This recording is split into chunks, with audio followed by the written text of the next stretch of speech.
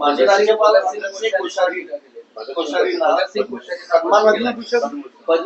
महाराष्ट्राचा अपमान करतात, त्यांना पुरस्कार देते सरकार असं कालच नीट म्हटलं आधी सगळ्यात आधी हे जे कोश्यारी नावाचे गृहस्थ आहेत ते महाराष्ट्रात राज्यपाल असताना त्यांनी जे उपत्याग केले, सगळ्यात आधी लोकशाही संविधानाची हत्या करून ठाकरे सरकार, उद्धव ठाकरे यांचं सरकार उलथवून टाकलं. म्हणजे ज्या गोष्टी संविधानानं करायला नको होत्या हे सर्वोच्च न्यायालयाने सांगितलं. हे आम्ही सांगत नाही, हे chief justice of India Chandrachud यांनी सांगितलेलं आहे. राज्यपालाने काही अनावश्यक कृत्य आणि बेकायदेशीर कृत्य केली. राज्यपालपदी हे भगवंत कोश्यारी होते. त्यांना काही करून महाराष्ट्रामध्ये बहुमतातलं सरकार पाडून उद्धव ठाकरे यांचं भारतीय जनता पक्षाचं किंवा शिवसेना तोडून त्या गटाचं सरकार आणायचं होतं आणि ते त्यांनी करून दाखवलं. आणि त्यासाठी लोकशाही, संविधान आणि महाराष्ट्रातील जनतेच्या लोकभावना पायदळी तुडवल्या. संविधानाची हत्या केल्याबद्दल राष्ट्रपतींनी किंवा प्रधानमंत्र्यांनी त्यांना पद्मभूषण दिला असेल तर मी त्याचा निषेध करतो, शिवसेना निषेध करतो. आणि महाराष्ट्र सरकारनं सुद्धा निषेध केला पाहिजे. देवेंद्र फडणवीस, त्यांचे इथून उपमुख्यमंत्री, त्यांनी निषेध यासाठी केला पाहिजे, ह्याच कोश्यारी राज्यपाल पदावर असताना महात्मा फुले आणि सावित्रीबाई फुले यांचा अपमान करणारी वक्तव्य केली. याच कोश्यारी यांनी बसून छत्रपती शिवाजी महाराजांचा अवमान केला होता.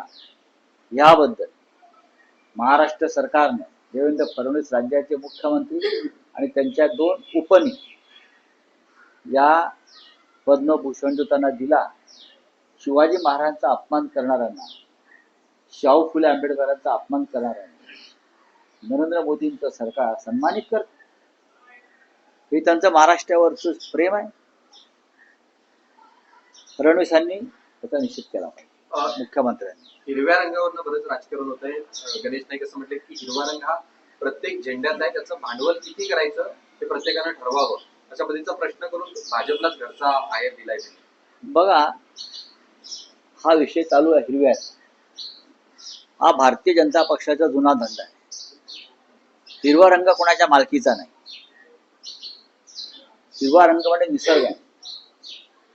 आणि हिंदुहृदय सम्राट बाळासाहेब ठाकरे यांची जर जुनी वक्तव्य पाहिली, त्यांनीही सांगितलेलं आहे की हिरवा रंग म्हणजे कोणाच्या मालकीचा, कोणाच्या बापाचा नाही. हिरव्या रंगावर कोणाची मालकी नाही. हे बाळासाहेबांनी सुद्धा हिंदुहृदय सम्राटांनी सांगितलेलं आहे. त्याच्यामुळे भारतीय जनता पक्ष काय म्हणाली ती नगरसेविका मुलगी, हिरवा संपूर्ण मोगरा हिरवा करू. नाही, करून दाखवा ना. महाराष्ट्रात हरित क्रांती झालेलीच आहे. महाराष्ट्रामध्ये कृषी क्षेत्राची हरित क्रांती झाल्यामुळे महाराष्ट्र हिरवाच आहे. त्याच्यामुळे तुमचा हिरवा रंग जो म्हणता राजकीय, त्याच्याशी आम्ही सहमत नाही. तुमच्या विचाराशी, तुमच्या भूमिकेशी आम्ही सहमत अजिबात नाही. आम्ही तुमचा राजकीय मैदानामध्ये पराभव करत राहू. हिरवा रंगावरती फक्त मुस्लिमांचा अधिकार आहे का? तर अजिबात नाही. हिरवा रंग हा निसर्गाचा रंग आहे आणि त्याच्यावर सगळ्यांचाच अधिकार आहे. पण भगव्या रंगावर भाजप असेल, तुमची शिवसेना असेल, एकनाथ शिंदेची शिवसेना असेल, ही दावा करते. कोण? भगव्या रंगावर. बघा, भगवा रंग जो आहे, आम्ही जेव्हा म्हणतो आम्ही भगवा फडकवणार, संपूर्ण महाराष्ट्र भगवा करू, याचा अर्थ छत्रपती शिवाजी महाराजांचा विचार आम्ही महाराष्ट्रामध्ये पसरवू आणि छत्रपती शिवाजी महाराजांनी जी भगवी पताका महाराष्ट्रात फडकवली ती आम्ही कायम ठेवू. त्याच्यामध्ये काहीच कोणती महाराष्ट्रात छत्रपती शिवाजी महाराजांचा जो भगवा रंग आहे त्याचा सुद्धा धर्माशी संबंध जोडत नाही. तो स्वराज्याचं प्रतीक, हिंदवी स्वराज्याचं प्रतीक आहे भगवा जिल्ह्यामध्ये. आणि जसं आम्ही म्हणतो की मुंबईवर फडकवू, महाराष्ट्रावर फडकवू, लाल किल्ल्यावर फडकवू, फडकवणारच ना, आणि तो फडकवायलाच पाहिजे. आणि त्याच्याबरोबर हे सगळे इतर रंग जे आहेत, हिरवा, लाल, पिवळा, प्रत्येक पक्षाने आपापले रंग स्वीकारलेले आहेत, प्रत्येकाने स्वीकारलेले आहेत.